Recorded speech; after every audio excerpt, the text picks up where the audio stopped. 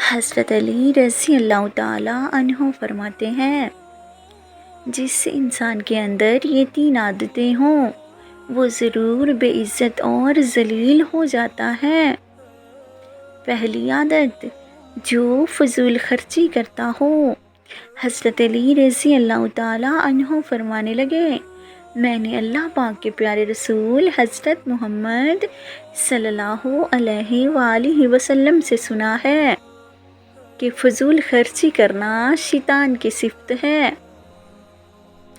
دوسری عادت، جھوٹ بولنا۔ حضرت علی رضی اللہ تعالی عنہ فرمانے لگے، میں نے اللہ پاک کے پیارے رسول حضرت محمد صلی اللہ علیہ وآلہ وسلم سے سنا ہے کہ جو شخص جھوٹ بولتا ہے وہ اللہ کی مخلوق کے نزدیک دن بدن ذلیل ہو جاتا ہے۔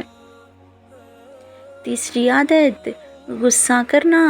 حضرت علی رضی اللہ تعالی عنہ فرمانے لگے، میں نے حضرت محمد صلی اللہ علیہ وآلہ وسلم سے سنا ہے کہ جو انسان اللہ پاک کی مخلوق پر غصہ کرتا ہے وہ بے عزتی کے دلدل میں گر کر ذلیل و خوار ہو جاتا ہے۔